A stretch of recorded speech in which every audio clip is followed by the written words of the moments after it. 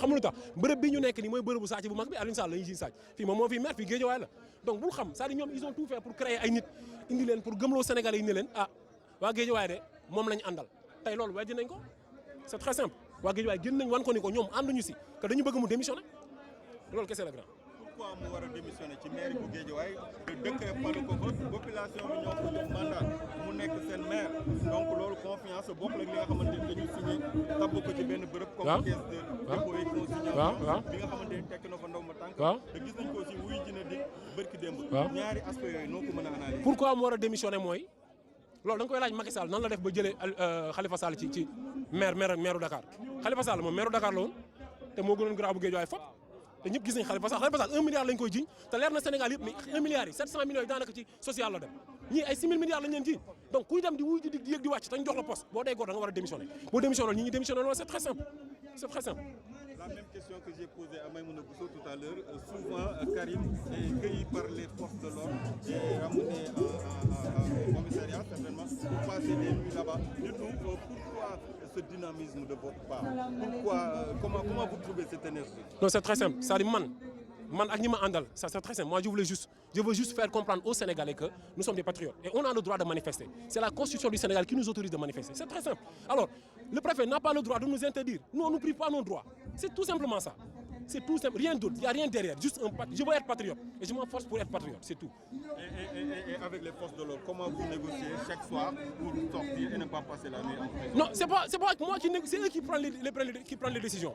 Mais c'est le hiérarchie. C'est le boss qui donne les décisions. Enfin, c'est pas moi. Ils nous arrêtent, après ils nous libèrent. Je ne sais pas pourquoi. Peut-être qu'ils savent qu'ils ne peuvent pas nous mettre devant les tribunaux pour parler du pétrole, c'est ça. C'est ça. Alioune Sall a répondu à la convocation de la DIC avant-hier. Dites-nous comment vous pouvez analyser son acte. C'est très simple. Je l'ai dit comme j'ai dit en Wolof, tout à l'heure en Wolof. Alioune Sall, en fait, ça c'est une mascarade.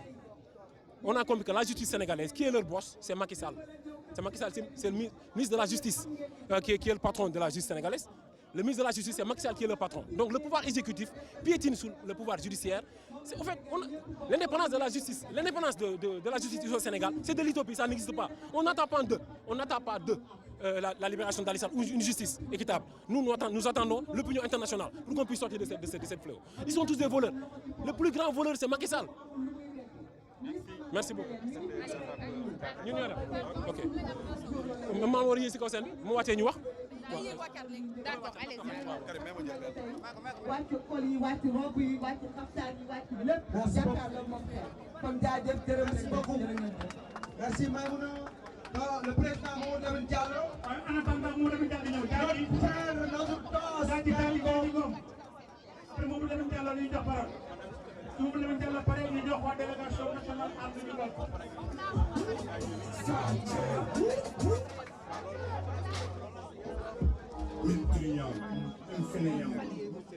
kon mbokk Guédiawaye ñu ngi leen di nuyu yéen ñëpp yéen félicité seen mobilisation ak seen taxawaay bi daje tey bi teew daf may war parce que suñu xeex la ñun ñëpp te ñun duñu bàyyi benn yoon di ñu fekk mbir mi leeraluñ ko ba mu àgg ci nañ kon loolu moo waral suñu taxawaay fii pour woote wuyu ji waa Guédiawaye ëllëg nañu wuyu ji woote keneen ak keneen incha allah.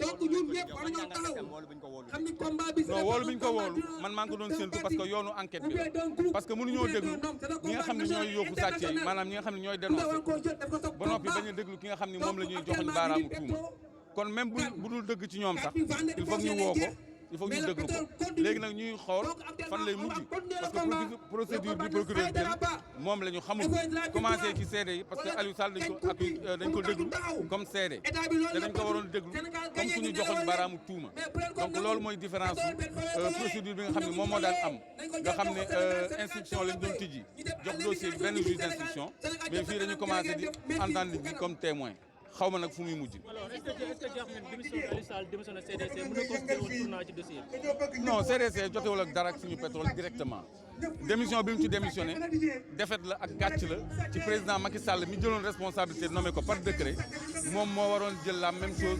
responsabilité démettre ko par décret parce que warul xaar ba coow li ni kur mu bañ a jël benn décision moom moo ko teg foofu nit ñi ñaawlu ko moom moo waroon jël responsabilité am jël décret dindi ko plutôt que muy démissionné ça veut dire que bu démissionné wul woon kon ci coobareem la doon mu nekk ba léegi DG CDC kon loolu defet la ci président Macky Sall mi nga xam ne foofu jëlul responsabilité am. tey ban bilan ngay def ci mouvement bi ngeen woote fii rassemblement bi ngeen woote fii tey ban bilan nga ci def. waaw un bilan positif parce que nit ñi ñëw nañu wuyu si engouement bi mu ngi maintenir parce que bu leen fàtte ni ñu ngi ci ambiance su Coupe d'Afrique tey àjjuma la donc mais malgré tout nit ñi ñëw nañu mobiliser wu waxtaanee li ñu bokk oui madame.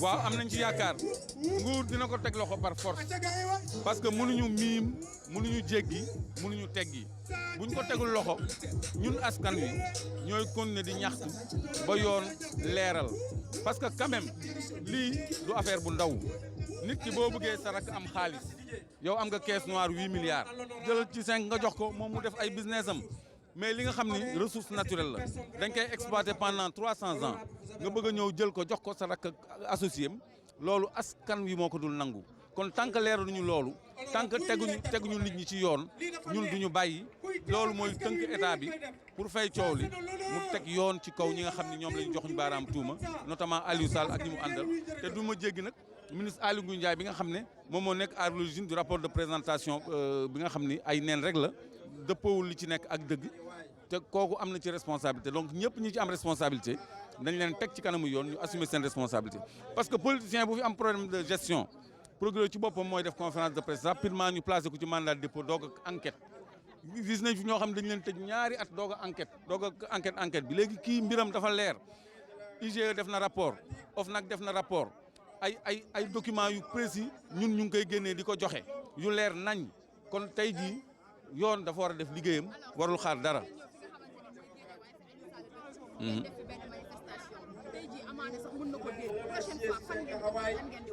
non ñun suñu objectif vraiment du Aliou Sall Guédiawaye Aliou Sall moomu ko gan la fi donc ñun dañu ñëw pour waa Guédiawaye parce que Dakar dafa yaatu du centenaire rek mooy maire Guédiawaye mais ñëw ñu ci maire bi ñëw ñu fi en tant que pour Aliou Sall dañu ñëw pour rassembler waa Guédiawaye ak waa Pikine autour de la problématique de la gestion de nos ressources naturelles kon ni ñu ko defee woon Thiès defee ko Ziguinchor defee ko feneen ak feneen noonu lañ koy defee Guédiawaye rek te dinañ ko fi defaat ko fi kon moom taxul.